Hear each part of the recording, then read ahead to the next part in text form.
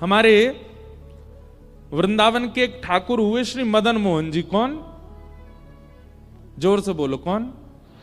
मदन मोहन। वृंदावन रसामृत पद सुना आप लोगों ने? उस वृंदावन रसामृत पद में दूसरे ठाकुर हैं श्री मदन मोहन। बिहरत निस दिन कुंज गलिन में ब्रज जन मन सुख धाम, मदन मोहन को रूप निरख सनातन बलि बलि जाए। गाएंगे, कथा के विश्राम में गाएंगे, आप लोग याद कर लेना। वैसे तो सब वैष्णवों को याद है, भारत में जहां भी हम जाते हैं सब सुनाते हैं। तो हमारे वृंदावन के 7 ठाकुरों में दूसरे ठाकुर हुए श्री मदन मोहन जी। बहुत ध्यान पूर्वक सुनिएगा। ठाकुर जी की सेवा ऐसी करो कि आप अपने ठाकुर को नहीं पहचानो, ठाकुर जी आपको पहचान जाएं। आप अपने ठाकुर को कभी नहीं पहचान सकते, ठाकुर ही आपको पहचानते हैं। और वो तभी पहचानेंगे जब आप उनके प्रति चैतन्य भाव रखोगे। उनको धातु का नहीं मानो, उनको मार्बल का नहीं मानो, उनको किसी अन्य धातु का मत समझिए कभी भी। तो श्री मदन मोहन जी की ऐसी कथा आती है कि मदन मोहन जी जयपुर में विराजते थे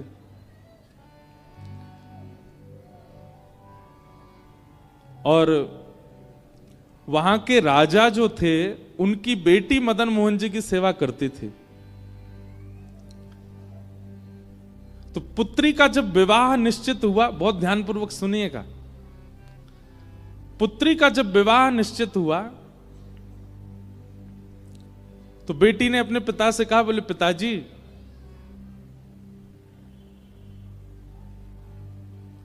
आप कुछ मत दीजिए, लेकिन मेरे विवाह में मदन मोहन जी को मुझे दे दीजिए, मैं अपने संग ले जाऊं इनको। तो पिता थोड़े से व्याकुल हो गए, बोले बिटिया तू कुछ भी मांग ले, मदन मोहन जी को मत लेके जा। बेटी ने कहा, बोले कि और कुछ नहीं चाहिए, केवल मदन मोहन जी चाहिए, मैंने इनकी बड़ी सेवा की बचपन से, आप केवल इनको मुझे दे दीजिए।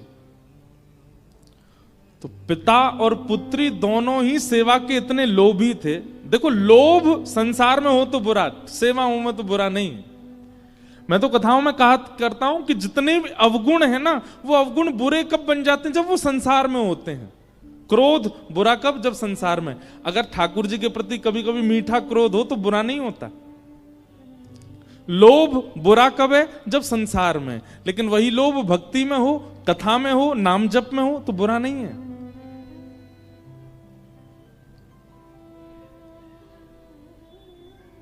जितने भी दोष हैं वो संसार के प्रति जब होते हैं तब ही बुरे हो जाते हैं, तभी पाप के भागी बनाते हैं। पर भक्ति में हो तो वही भगवत प्राप्ति करा देते हैं। तो जयपुर के राजा वो अपनी बेटी से कहने लगे, तू जो मांगेगी सो दूंगा, मदन मोहन जी को मत मांग। तो पुत्री ने कहा, पिताजी आपके घर में पहले से ही गोविंद देव जी की सेवा है, मदन मोहन जी की सेवा है, एक ठाकुर की आप कर ही रहे हैं, एक मुझे दे दीजिए। पिता बोले, नहीं नहीं नहीं, तू जो मांगेगी दूंगा, लेकिन मदन मोहन जी नहीं दूंगा। बेटी भी बोली, मैं भी केवल मदन मोहन जी को ही चाहती हूं और कुछ नहीं चाहती।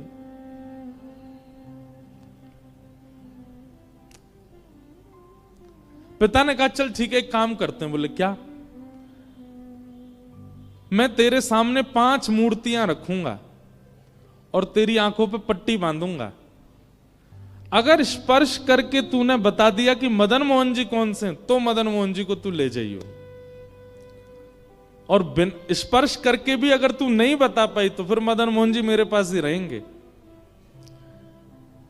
लेकिन उस पुत्री को पूरा भरोसा था कि मैं पहचान जाऊंगी मदन मोहन जी कौन से।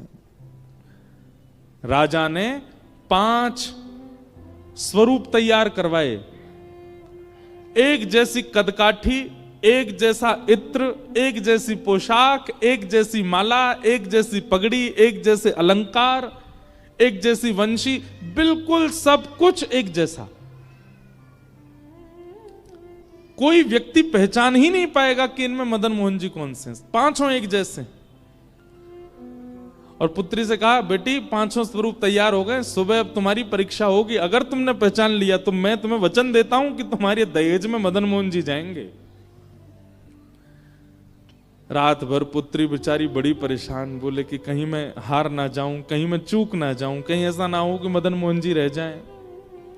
रात भर प्रार्थना करती रही तो मदन मोहन जी उसके स्वप्न में आ गए और स्वप्न में आकर के बोले, काय को चिंता कर रही है?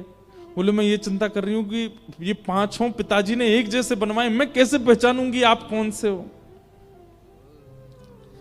मदन मोहन जी बोले, तू बिल्कुल चिंता मत कर, स्वप्न में बोल रहे हैं उसको।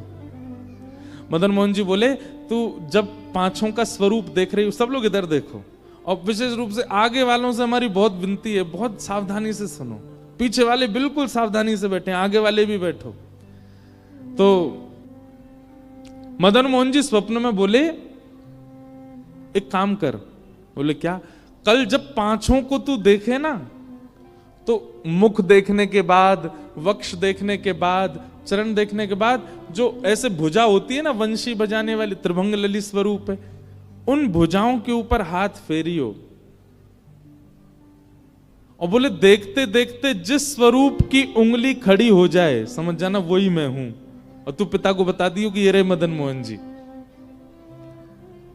ठाकुर जी ने क्या कहा? जिस स्वरूप की उंगली ऐसे खड़ी हो जाए तेरे स्पर्श से, तू बस पकड़ करके बोल दो, पिताजी यही मदन मोहन, वो मैं ही हूंगा। अब देखो इस कथा में क्या है कि भक्त ठाकुर जी को नहीं पहचान रहा है, ठाकुर जी भक्त को पहचानेंगे। ठाकुर जी भक्त के पास रहना चाहते हैं। सोचो, विचार करो कि उस राजा की पुत्री की भक्ति कैसे होगी कि ठाकुर जी अपने जड़ स्वरूप में उंगली खड़ी कर देंगे। इसका मतलब क्या है? ठाकुर जी जड़ हैं नहीं, ठाकुर जी चैतन्य ही है। ये तो हमारी भक्ति की न्यूनता, हमारी भक्ति स्वभाव की सूक्ष्मता है कि हमको उनमें जड़ का अनुभव होता है, हमको उनमें जड़त्व का अनुभव होता है।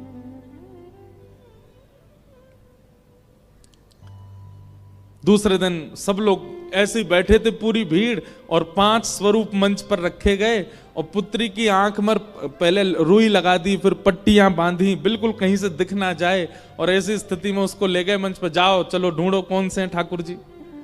पहले स्वरूप को देखे, रूप एक जैसा, हाथ एक जैसे, पैर सब कुछ एक जैसा।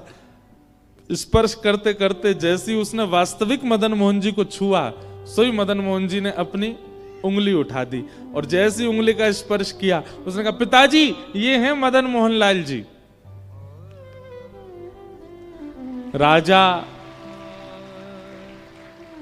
राजा ने मदन मोहन जी को प्रणाम नहीं किया, अपनी पुत्री को प्रणाम किया।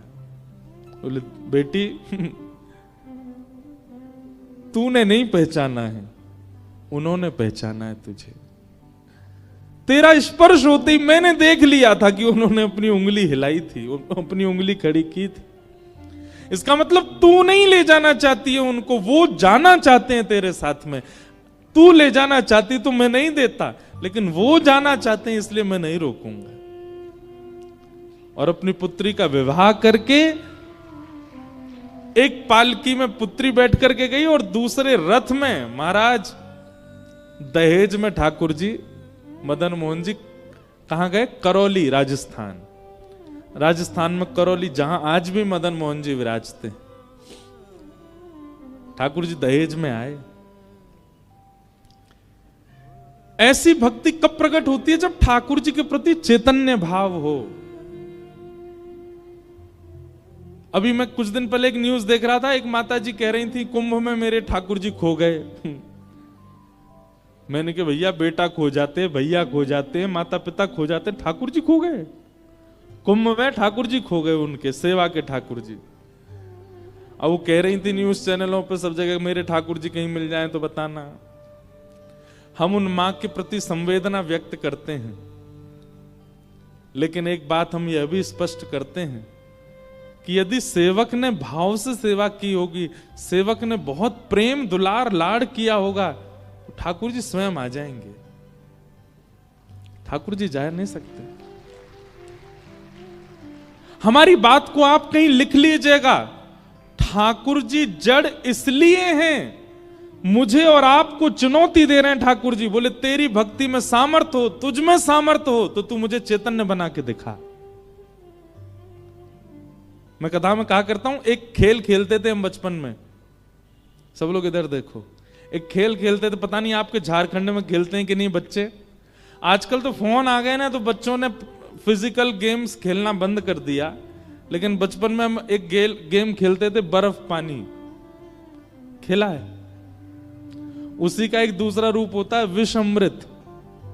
बहुत बढ़िया बढ़िया खेल हैं ये।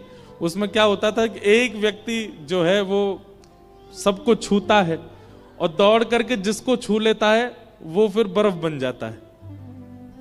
अब बाकी के लोग जो हैं वो उसके चारों तरफ घूमते रहते हैं, वो उसको पानी बनाने का प्रयास कर, वो जाके जैसे ही उसको खींचते हैं तो वो पानी बन जाता है। अब देखो, जिस समय वो व्यक्ति बर्फ पानी जब बच्चे खेलते हैं तो उसमें जब बर्फ बनता है, क्या वो सच में बर्फ है? क्या वो सच में एक स्थूल व्यक्ति है? नहीं, वो चैतन्य है, लेकिन एक खेल के रूप में वो अपने आप को स्टैच्यू मान लेता है, अपने आप को बर्फ मान, फिर जिस आकृति में होता है वैसे ही रह जाता है। एक और खेल खेलते थे उसमें ऐसा बोलना, मतलब 10 तक गिनती गिनो, पीछे सारे बच्चे जो हैं वो ऊट पटांग हरकत करते रहेंगे और 10 बोलते ही जितने भी बच्चे उन सबको एक स्टैचू बनना पड़ता है। कोई बच्चा ऐसे हो जाता है, कोई ऐसे हो जाता है, कोई कुछ कुछ, फिर वो आकर के सबके पास आके सबको हंसाने का प्रयास करता है ना। पता नहीं आप लोगों ने खेला है कि नहीं, हमने खूब खेले, ये सब खेले हैं। तो फिर वो उसको नियम होता है, तुम छुओगे नहीं किसी को, लेकिन बातें बोल के उसके पास उसको, अगर तुमने उसको हंसा दिया, अगर उसके हाथ पांव सीधे कर दिए तो तुम्हारी जीत हो जाती है। ठीक वैसे ही ठाकुर जी ऐसे खड़े और हम आप सब लोगों को अधिकार मिला है कि हमें ठाकुर जी को हंसाना है, हमें ठाकुर जी को बिठाना है, हमें ठाकुर जी को सुलाना है, हमें ठाकुर जी को गोद में लेना है। और उस खेल में विजय प्राप्त करने के लिए ही ये भागवत की कथा सुनाई जा रही है कि ठाकुर जी को कैसे हंसाओगे, कैसे बिठाओगे, कैसे नचाओगे, कैसे गोद में लोगे, वो सारी क्रियाएं बताई जाती हैं कथा में। ये खेल है, उसी खेल की पूर्णता बताई जा रही है यहां पर।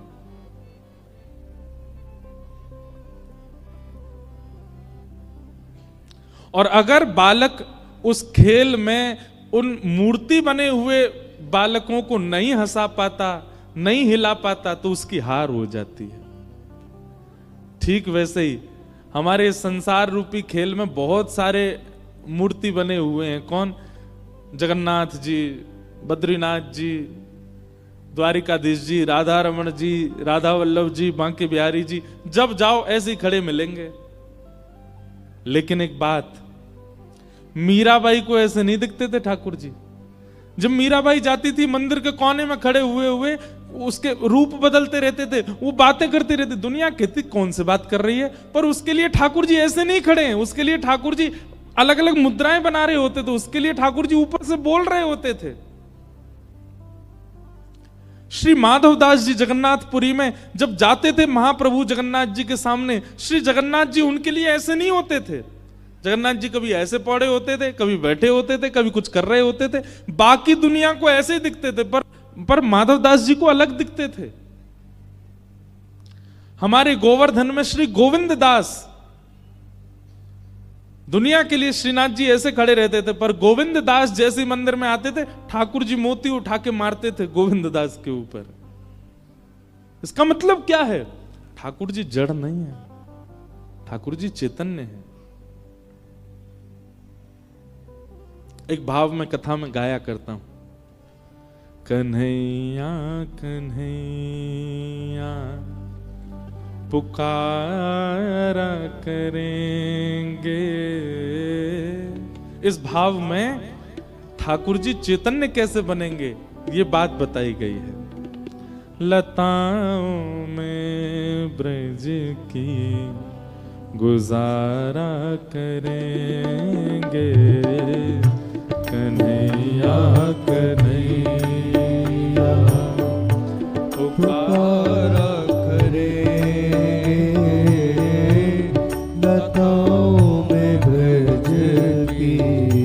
ताली बजा के गाओ। गुजारा करेंगे। ओ कन्हैया कन्हैया पुकारा करेंगे,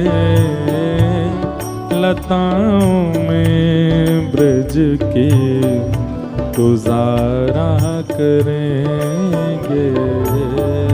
कन्हैया कन्हैया पुकारा करेंगे, लताओं में ब्रज की गुजारा करेंगे। ओ जो रूठेंगे हमसे वो बांके बिहारी, जो रूठेंगे हमसे वो बांके बिहारी, जो रूठेंगे हमसे वो बांके बिहारी, जो रूठेंगे हमसे वो बांके बिहारी। चरण पड़ उन्हें हम मनाया करेंगे, चरण पड़ उन्हें हम मनाया करेंगे। ओ चरण पड़ उन्हें हम मनाया करेंगे, चरण पड़ उन्हें हम मनाया करेंगे। कन्हैया कन्हैया पुकारा करेंगे, लताओं में ब्रज के गुजारा करेंगे। कन्हैया कन्हैया पुकारा करेंगे, लताओं में ब्रज की गुजारा करेंगे। श्री राधा रमण लाल की जय।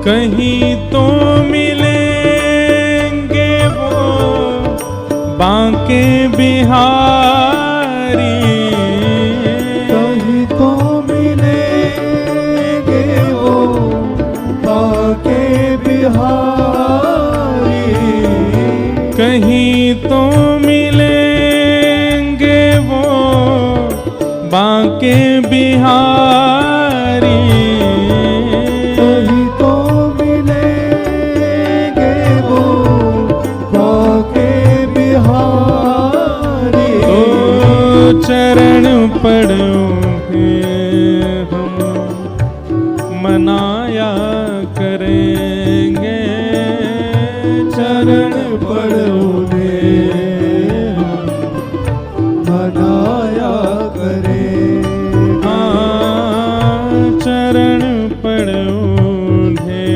हम मनाया करेंगे, चरण पड़ोगे हम मनाया करेंगे।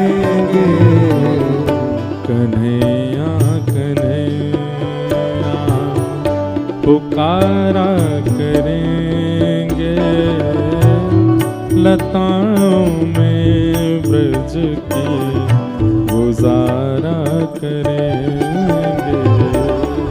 कन्हैया कन्हैया पुकारा करेंगे, लताओं में ब्रज की गुजारा करेंगे।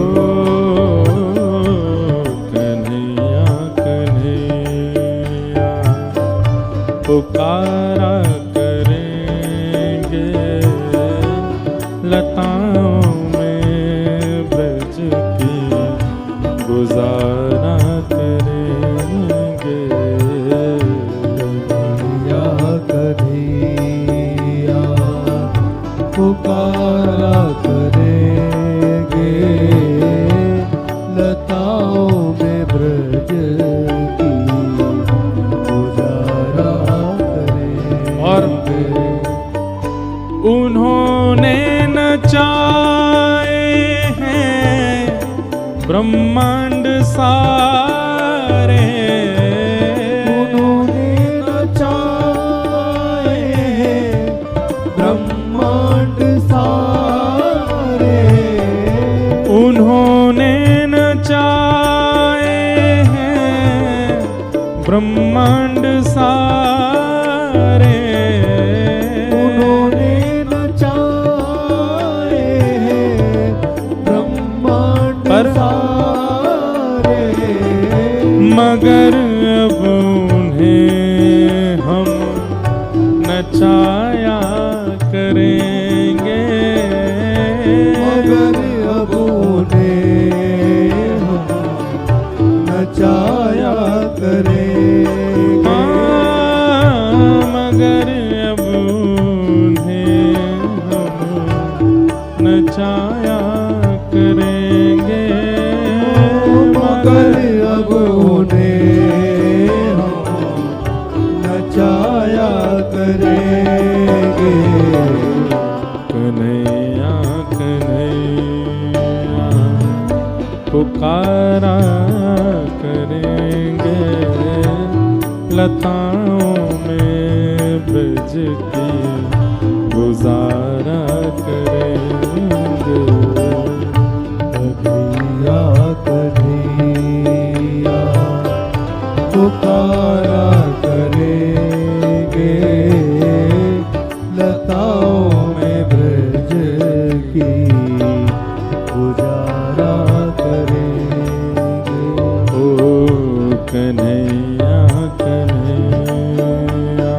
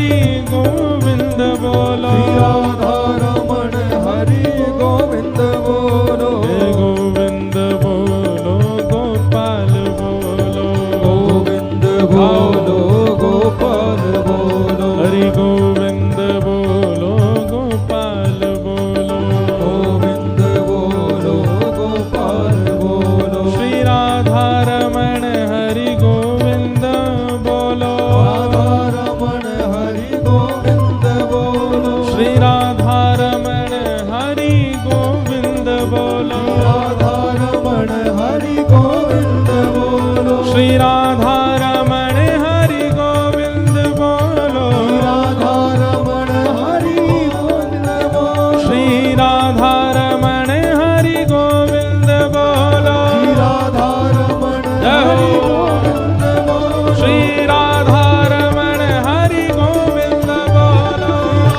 रमण हरि गोविंद बोलो, श्री राधा रमण हरि गोविंद बोलो, राधा रमण हरि गोविंद बोलो, श्री राधा रमण हरि गोविंद बोलो, राधा रमण हरि गोविंद बोलो, श्री राधा रमण हरि गोविंद बोलो, राधा रमण हरि गोविंद बोलो, श्री राधा रमण हरि गोविंद बोलो, राधा रमण हरि जय जय श्री राम, जय जय श्री राम, जय जय श्री राम।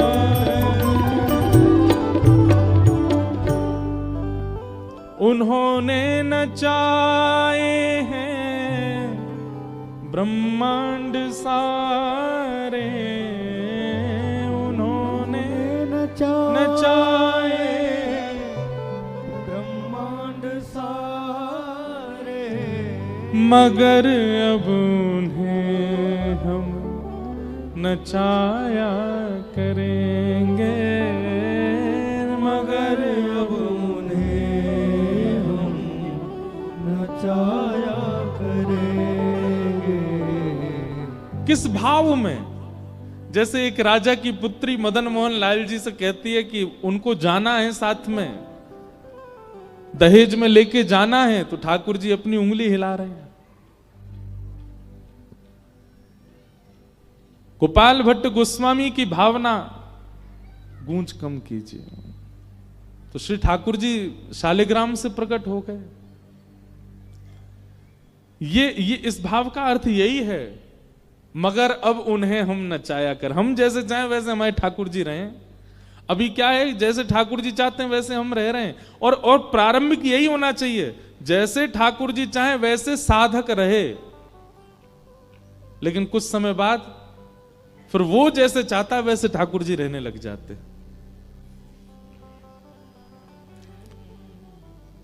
राम कथा में एक प्रसंग आता है केवट का, और केवट प्रसंग में एक भाव आता है कि जब केवट राम जी को नाव में बैठा लेता है, तो लेकर के जैसे ही पल्ली पार जाने लग जाता है, तो बीच रास्ते में ही, बीच नदी में पहुंचते ही केवट नाव वापस घुमा लेता है। लक्ष्मण जी कहते हैं, ए भाई क्या कर रहे हो, वापस क्यों लेके जा रहे हो? केवट कहता है, बोले चालक कौन है, मैं कि आप? बोले तुम हो। तो बोले तो फिर मेरे पे विश्वास रखो ना, मैं जैसे चला रहा हूं, मुझे पता है ना नदी का क्या कैसे वेग है, कब कहां कैसे लेके जाना है, इसलिए मुझे मत सिखाइए। वापस लेके जाने लगा, फिर घुमा करके फिर छोड़ पर पहुंचाने लगा, फिर जैसे ही छोड़ आने वाला होता था तुरंत घुमा लेता था।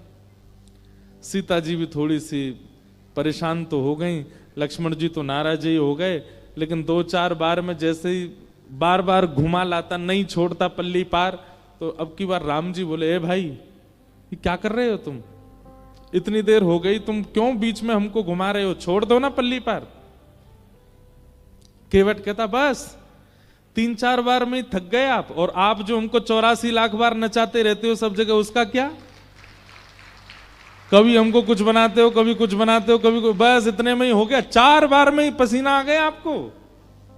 कभी मछली बनाते हो, कभी कुकर बनाते हो, कभी सूकर बनाते हो, कभी बिल्ली बना देते हो, कभी छिपकली बनाते हो, ना जाने कैसी कैसी योनियों में हमको नचाते रहते हो। हमने 4 बार बीच भंवर में क्या घुमा दिया, पसीना छूट गए आपके। उन्होंने नचाए हैं ब्रह्मांड सारे, मगर अब उन्हें हम नचाया करेंगे। कन्हैया कन्हैया पुकारा करेंगे, लताओं में ब्रज की गुजारा। एक बार 6-7 साल पहले हमारी कथा हुई नेपाल में, काठमांडू में। तो वहां पे एक भक्त हमको मिले।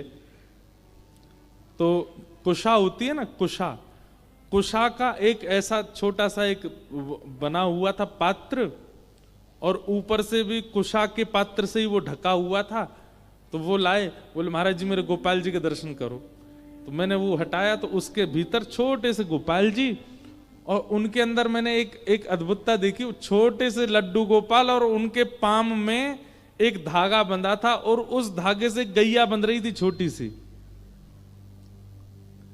मैंने की भैया भगत जी इधर आओ। बनी जी क्या है?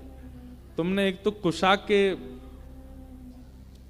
सूखी घास के पात्र में तुमने ठाकुर जी धर रखे हैं, ऊपर से मैं तुमने पाम से गैया क्यों बांध रखी है? तो उनके नेत्र सजल हो गए। बोले महाराज जी हम ज्यादा धनवान नहीं हैं, हमारी स्थिति ऐसी है कि हमको कोई कुछ दे देता है तो हम पा लेते हैं। हमारे मन में ऐसा भाव आया कि हमारी स्थिति तो ऐसी कि 4-4 दिन तक भी कई बार भूखा रहना पड़ता है, पर ठाकुर जी से हमारा बहुत प्रेम है, ठाकुर जी की हम बहुत सेवा करते हैं, पर इनको राग भोग श्रृंगार 3 चीजें प्रिय, हम इनका भोग नहीं लगा पाते। इसलिए हमने भावना रखी है, एक छोटी सी गैया हमको किसी ने दे दी, तो वो गैया हमने भीतर छोड़ रखी है, और हमने लाल जी से कह रखा है जब जब आपका मन हुआ करे तब आप इनका जो है दूध पी लिया कीजिए, और हमें छोड़ के मत जाइएगा, भले ही चाहे गैया के दूध से ही पेट भर लो, हमें छोड़ के मत जाना कभी। और वो क्या बोले पता है आपको? सुन के आश्चर्य होगा। बोले महाराज जी ठाकुर जी के लिए भोग तो मैं रोज नहीं लगा पाता, पर रोज थोड़ी बहुत घास तोड़ करके गैया के सामने डाल देता हूं भीतर। मैंने क्यों? बोले गैया पालेगी तो दूध बनेगा, ठाकुर जी दूध पी लिया करेंगे। मैंने कहा भैया तेरी भावना। हमने कही भाई हो सकता है 56 भोग लगाने वाले को छोड़ के चले जाए, पर तुझे छोड़ के नहीं जाएंगे ठाकुर जी, तुम्हारी जो भावना है। ने एक सी धातु की गैया को घास खिलाते ताकि गैया का दूध बने, ठाकुर जी पी ले, और पांव से इसलिए बांध रखी कहीं गैया नहीं भाग जाए। कहीं गैया भाज गई, ठाकुर जी भूखे रह गए तो ठाकुर जी भी चले जाएंगे। भाव के वश में है भगवान, भाव के वश में है भगवान। ठाकुर जी व्यवस्था से नहीं आते, ठाकुर जी आपके धन से नहीं आते, ठाकुर जी आपके रूप से नहीं आते, ठाकुर जी आपकी सुंदरता से नहीं आते, ठाकुर जी तो केवल आपके भाव से आएंगे, रुकेंगे। तो अब मेरे पीछे जो स्वरूप है ठाकुर जी का, गोपाल जी, अभी ये कैसे हैं?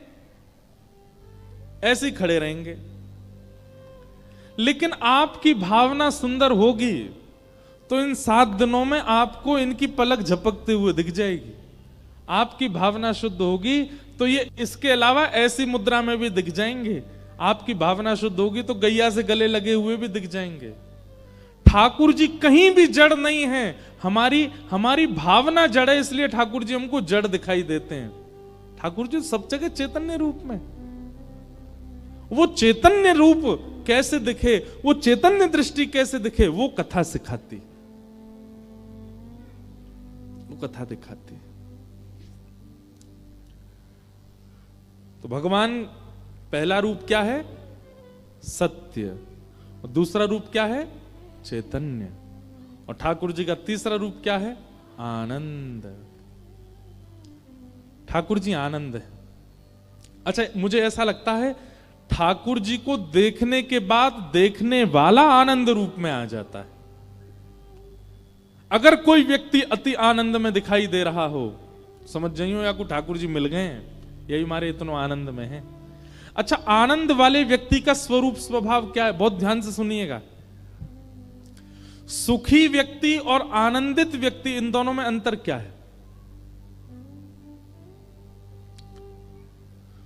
जिसको देख करके आपके चित्त में भी शीतलता का अनुभव होने लग जाए, जिसको देख करके आपको प्रसन्नता होने लग जाए, जिसको देख करके आपका मुखमंडल प्रसन्न हो जाए, जिसको देख करके आप अपनी चिंताएं, अपने संकटों को भी भूल जाओ, समझ जाना वो आनंदित व्यक्ति है। जिसको देख करके केवल प्रसन्नता हो रही है, बाकी सारी स्थितियां यथावत हैं, वो सुखी व्यक्ति है। अच्छा, दूसरी बात, सुखी व्यक्ति देह से भी ठीक होगा, मस्तिष्क मानसिक भी ठीक होगा, बुद्धि से भी ठीक होगा, दिखने में भी ठीक होगा, तभी सुखी कर पाएगा। पर आनंद देने वाला व्यक्ति वो कई बार स्वयं रोग से होगा, वो कई बार स्वयं पीड़ा में होगा, पर उसकी उपस्थिति आपको आनंदित कर देगी। यह आनंद वाले व्यक्ति का लक्षण।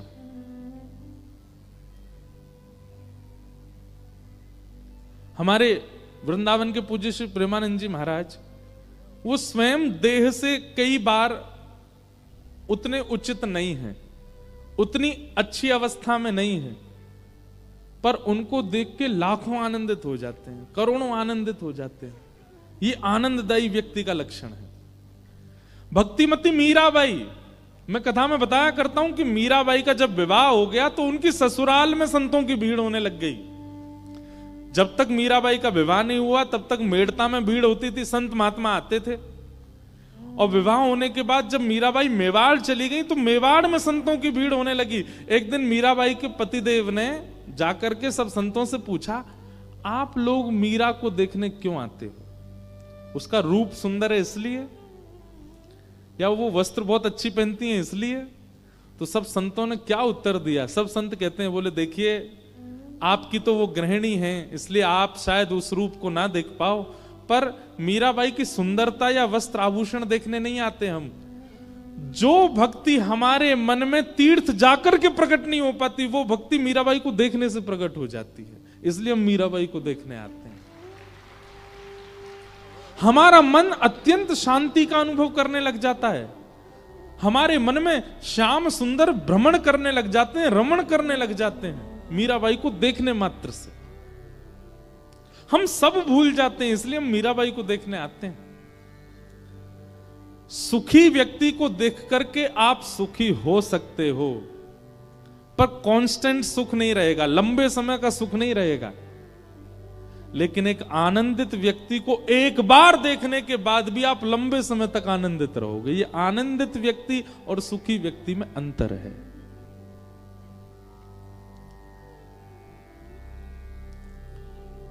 दूसरी बात, सुखी और आनंदित व्यक्ति में और अंतर क्या है? अभी ठाकुर जी की बात नहीं हो रही, केवल भक्तों की बात हो रही है। सुखी व्यक्ति के आप जितने समीप जाते जाओगे उतने उसके दुर्गुण दिखते चले जाएंगे, पर आनंदित व्यक्ति के आप जितने समीप जाते जाओगे उतने खो जाओगे, उतने और ज्यादा डूबते चले जाओगे। ये सुखी और आनंदित व्यक्ति का लक्षण। तीसरी बात, सुखी व्यक्ति संसार की व्यवस्थाओं में घिरा हुआ होगा और संसार से ही आपको सुखी कर रहा होगा। जैसे कि कोई एक्टर, जैसे कि कोई गायक, जैसे कि कोई इन्फ्लुएंसर, वो जब तक संसारी साधन उसके पास नहीं होगा वो आपको सुखी नहीं कर पाएगा। एक्टर के पास मेकअप नहीं हो, बिना मेकअप के मंच पे आ जाए सब भाग जाएंगे, कोई नहीं देखेगा उसको। ऐसे ही कोई इन्फ्लुएंसर, उसके पास में अगर संसारी कैमरा नहीं है, वो नहीं है, जो भी होते हैं उनके पास में वो सब नहीं है, तो वो आपको सुखी नहीं कर पाएगा। पर आनंदित व्यक्ति पेड़ की छांव के नीचे बैठेगा, आपको भी बैठा लेगा, आपको वहीं आनंदित कर देगा। उसको संसारी व्यवस्थाओं की आवश्यकता नहीं। सुखी और आनंद। और भैया अंतिम बात, सुखी व्यक्ति जो घोर संसारी है और आनंदित व्यक्ति जो घोर राधा रमण जी का है, वही है आनंद। जो घोर राधा रमण जी का, घोर राधा रमण जी का मतलब चलत कृष्ण सोवत कृष्ण, उठत कृष्ण, इत कृष्ण, उत कृष्ण, आगे कृष्ण, पाछे कृष्ण, कृष्ण कृष्ण कृष्ण, सब जगह कृष्ण।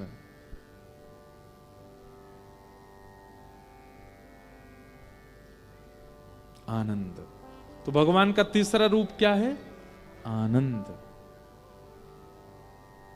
सच्चिदानंद रूपाय विश्वोत्पत्त्यादि हेतवे, विश्व की उत्पत्ति पालन संहार जो करते हैं, तापत्रय विनाशाय, 3 प्रकार के तापों का जो उपशमन करते हैं, श्री कृष्णाय वयम नमः, ऐसे श्री कृष्ण को हम बारंबार प्रणाम करते हैं। आगे बंधुओं, अब यहां से महात्म की चर्चा शुरू होती है। नैमिषारण्य क्षेत्र में 88,000 सौनकादि ऋषि बैठे थे, बहुत ध्यान से सुनिएगा। और उन 88,000 सौनकादि ऋषियों ने मानव कल्याण के लिए यज्ञ करना प्रारंभ किया, लेकिन उस यज्ञ से कोई लाभ नहीं मिला। तब वहां पर सूत जी का आगमन हुआ और 88,000 सौनकादि ऋषियों ने सूत जी महाराज से पूछा कि मानव कल्याण कैसे होगा, कृपा कर हमें इसका साधन बताओ। तब सूत जी महाराज ने भागवत जी की महिमा कही। बोले भैया, मानव कल्याण भागवत जी से हो सकता है। तब 88,000 सौनकादि ऋषियों ने कहा, महाराज ये भागवत जी क्या हैं? और ऐसा इन भागवत जी में क्या है जो अन्य साधनों में नहीं है? कृपा कर इन भागवत जी की महिमा हमको बताओ। तब सूत जी महाराज भागवत जी की महिमा बताते हैं। एक बार की बात है, नारद जी महाराज पृथ्वी पर आए। क्यों आए? क्योंकि पृथ्वी की बड़ी प्रशंसा होती है देवलोकों में। देवता आपस में बहुत प्रशंसा करते हैं पृथ्वी की। अरे भैया पृथ्वी बहुत अच्छी। क्यों? अरे वहां पर वृंदावन नाम का एक धाम है, वहां पर यमुना जैसी नदी बहती है, यहां पर कुंभ लगता है, सब लोग प्रयाग संगम स्नान करते हैं। पृथ्वी बहुत अच्छी है। क्यों? यहां बद्रीनाथ है, यहां जगन्नाथ है, यहां द्वारिकानाथ है। पृथ्वी बहुत अच्छी है। क्यों? यहां पर दिव्य दिव्य संत कथाएं होती रहती हैं, सत्संग होता है, संकीर्तन होता है। ये सब स्वर्ग में नहीं होता, इसलिए देवताओं को पृथ्वी बहुत अच्छी लगती है। एक दिन नारद जी ने विचार किया, पृथ्वी इतनी अच्छी है, चलो मैं दर्शन करके आता हूं। लेकिन पृथ्वी पर आते ही नारद जी महाराज को क्या दिखा कि अहम तो पृथ्वीं यातो ज्ञात्वा सर्वोत्तमामिति,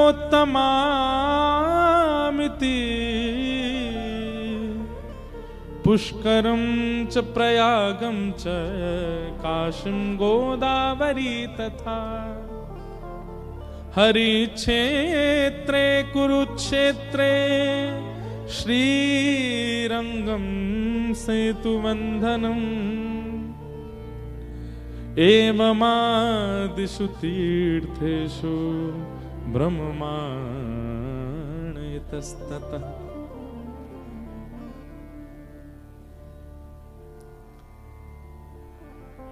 नारद जी पृथ्वी पर आए। एक बात संसारी है, आप जब किसी की बहुत ज्यादा महिमा सुन लेते हैं ना, तो आप अपने मन में बहुत सारी एक्सपेक्टेशंस बना लेते हैं उस वस्तु से। जैसे हमको मान लो किसी ने कहा, महाराज जी रांची की कचौड़ी बहुत अच्छी। अब यहां मिलता क्या वो तो हमें अभी नहीं पता। किसी ने हमसे कहा, मान लीजिए रांची की कचौड़ी बहुत बढ़िया है। अब वो जब मिलता तब हमको यही कहता, उसकी आलू की सब्जी ऐसी, उसमें हींग ऐसा पड़ा होता, महाराज मिर्च ऐसी होती है कि पूरा जो है शरीर झन्ना जाए, और महाराज कचौड़ी ऐसी देसी घी में बनी। अब वो इतनी प्रशंसा कर चुका है कि मेरे मन में एक उम्मीद जग चुकी है उस वस्तु के प्रति, बहुत अतीत में।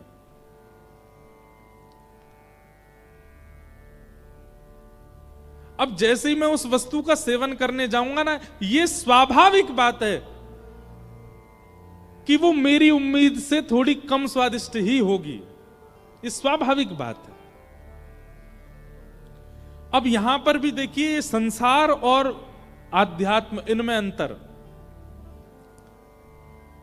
संसारी वस्तु की आप जितनी ज्यादा ख्याति सुनोगे, जब उसको भोगने जाओगे तो वो ख्याति से थोड़ी कम ही स्वादिष्ट दिखेगी।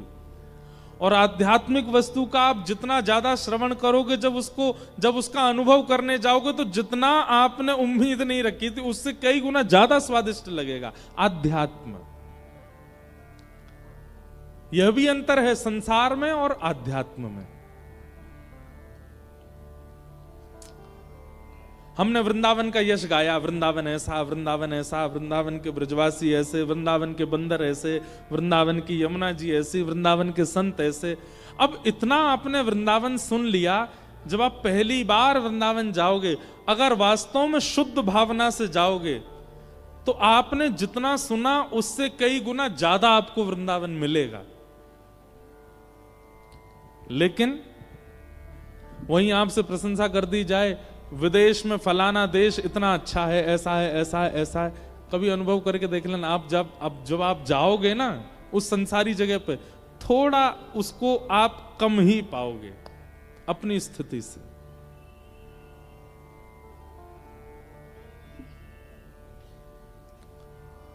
संसारी वस्तु और आध्यात्मिक वस्तु में यही अंतर है।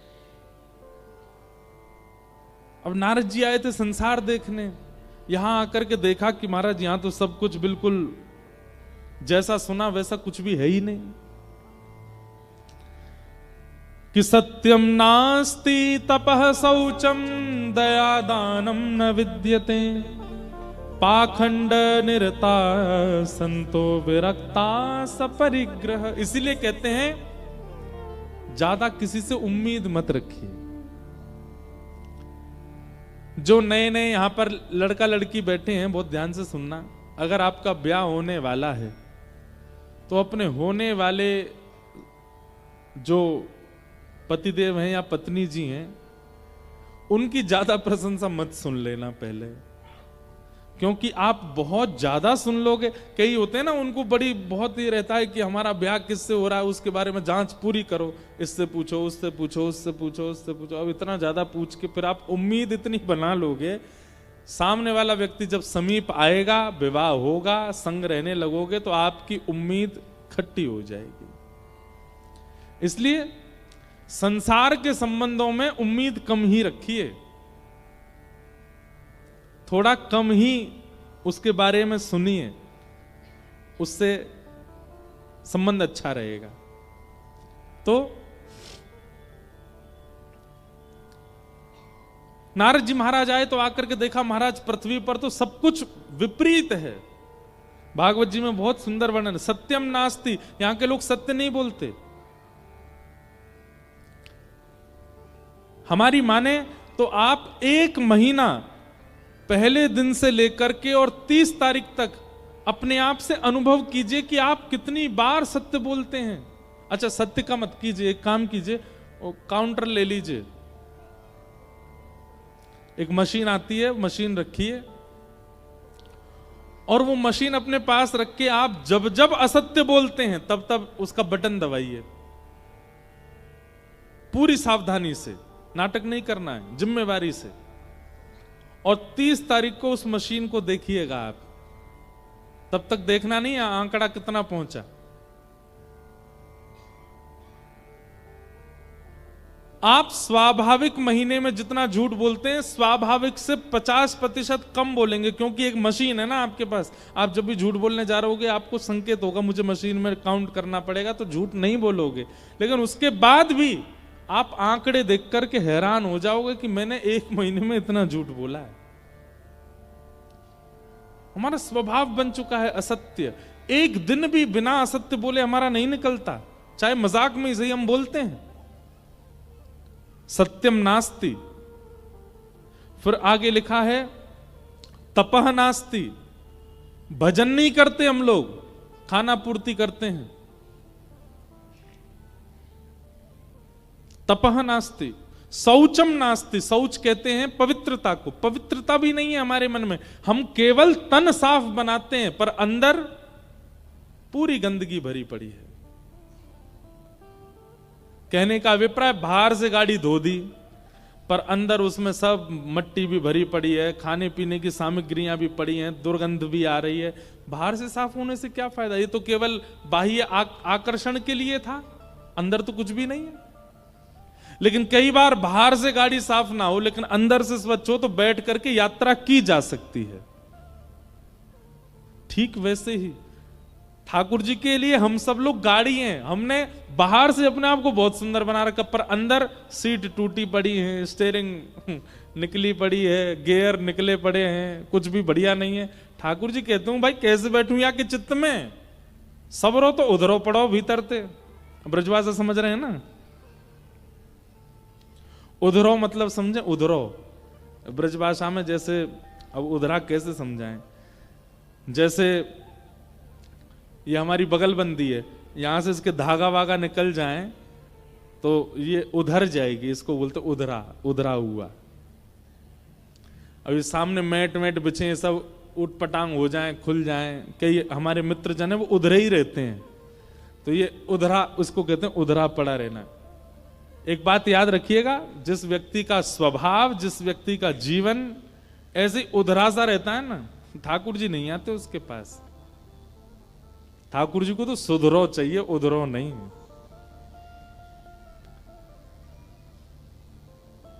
तो ठाकुर जी बाहर से देखते हैं क्या बढ़िया महाराज, सुंदर जो है, क्या है वो, क्या लगा रखा है, बोरो प्लस लगा रखी है, जे लगा रखा है। बाहर से तो बढ़िया डिओड्रेंट परफ्यूम महक रहा है, बिल्कुल चटकदार कपड़े पहन रखे हैं, लेकिन भीतर शौचम नास्ति, पवित्र नहीं है। ठाकुर जी नहीं बैठते। तपह नास्ति, दानम नास्ति, शौचम नास्ति, कुछ भी नहीं है। कैसे हम लोग मंदा सुमंद मतयो, हमारी बुद्धि कैसी है? बोले मंद है। जिस कार्य को श्रेष्ठता से किया जा सकता है, हम लोगों की बुद्धि ऐसी चलती है कि इसको, अब देखो जैसे कुंभ में संगम स्नान है, अब सब लोग अपने अपने आंकड़े लगा रहे हैं संगम में कैसे नहाया जाए। कोई कह रहा वहां से कूद जाओ तो नहा लोगे, कोई कह रहा यहां से नाव में बैठ के चले जाओ तो नहा लोगे, कोई कह रहा यूं कर लो यूं, सब अपनी अपनी बुद्धि लगा रहे हैं। अरे भैया, आज मैंने कहीं सुना, वो सुबह उसमें आ रहा था सोशल मीडिया पे, बोले लोग गलत कर रहे हैं, यमुना जी में क्यों नहा रहे हैं? अरे नहाना है तो संगम में नहाइए या गंगा जी में नहाइए, यमुना जी में। अरे नहीं, हमने एक कथा में भी कहा, तीर्थ का मतलब होता है केवल तीर्थ, वह स्पेसिफिक जगह नहीं होती है जहां बिहारी जी विराज रहे हैं वही मंदिर ही वृंदावन नहीं है, जहां पर यमुना जी बह रही हैं वही वृंदावन नहीं है। 84 कोस दूर दूर तक पूरा वृंदावन है। आप किसी वृक्ष को भी प्रणाम करके चले जाओगे तो बिहारी जी के प्रणाम के समान ही फल मिलेगा। आप संगम में जाकर के चाहे यमुना जी में नहा लीजिए, गंगा जी में नहा लीजिए, किसी भी घाट किसी भी कोने में स्नान कर लीजिए, आपका अमृत स्नान ही माना जाएगा। पर लोगों में होड़ लगी नहीं, जहां दो धार मिल रही है वहीं नहाना है हमको। तो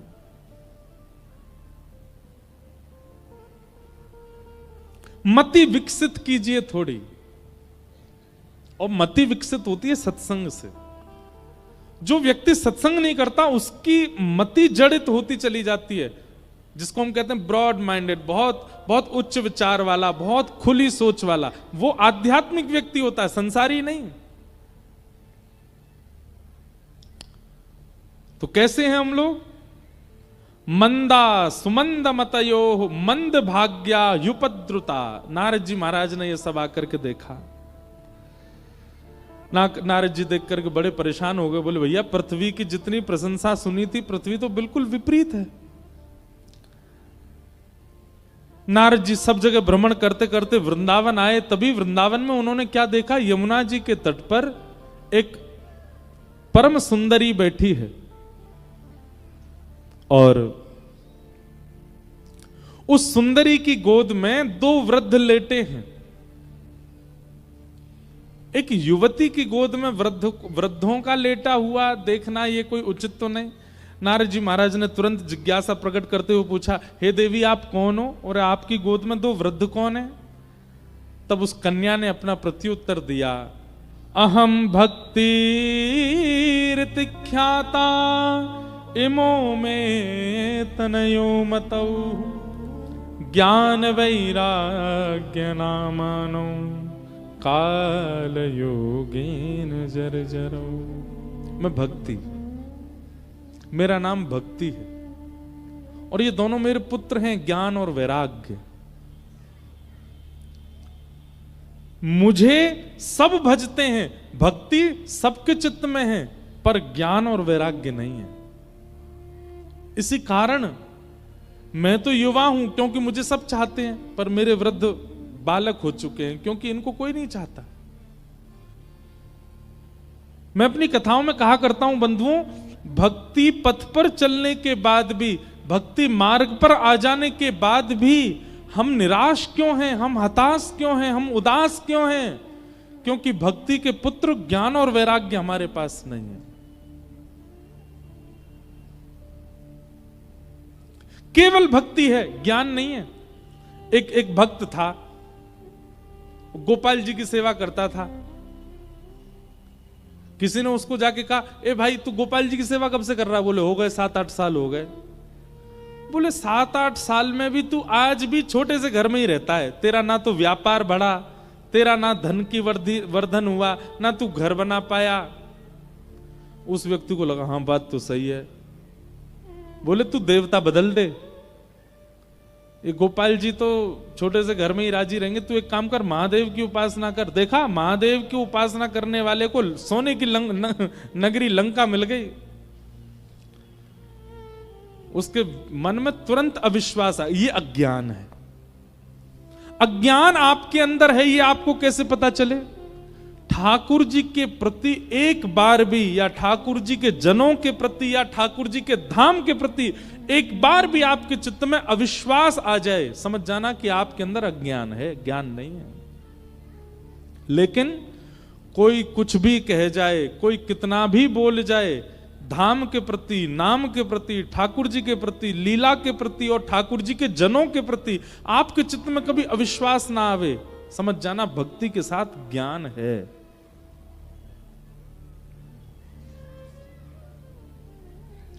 हमारे भगवान श्री कृष्ण हमारे वृंदावन चंद के ऊपर बहुत प्रश्न उठाते हैं कई पढ़े लिखे लोग, पर उनको अज्ञानी ही कहते हैं। हमारे यहां तो कहते हैं गमार, गमार हैं ये। या जाने कहां गमार, प्रेम नदिया की सदा उल्टी बहे धार। तो अब उस व्यक्ति ने क्या किया पता है? शंकर जी ले आया और गोपाल जी उठा के अलमारी में धर दिए। बोले 7 साल हो गए आपकी सेवा करते, अब यहीं बैठे रहो, अब मैं तो शंकर जी की आराधना करूंगा। अब शंकर जी का अभिषेक करता, शंकर जी की आराधना करता। अब शंकर जी की आराधना के समय जो उसने अगरबत्ती जलाई, उस अगरबत्ती का धुआं उड़ करके इस तरफ जा रहा था जिस तरफ गोपाल जी बैठे थे। स्वाभाविक जा रहा था, उसमें कुछ हो नहीं रहा था, अपने आप ही वो धुआं इस तरफ जा रहा था। तो उस व्यक्ति के मन में क्या आया? बोले 7 साल इनकी पूजा करी, आज तक कभी सुख दिया नहीं, अब शंकर जी की सेवा कर रहा हूं तो अगरबत्ती का धुआं भी स्वयं ले जा रहे हैं, स्वयं सूंघ रहे हैं। दौड़ करके गया, अलमारी से ठाकुर जी उतारे। बोले 7 साल से मेरी सेवा स्वीकार नहीं करी, अब शंकर जी की आराधना करने लगा तो आप अगरबत्ती की सुगंधी भी ले रहे हो। ठाकुर जी प्रकट हो गए और प्रकट होकर के बोले 7 साल में तूने ऐसा कभी विचार किया ही नहीं कि मैं सूंघता भी हूं, आज सोचा इसलिए प्रकट हुआ मैं।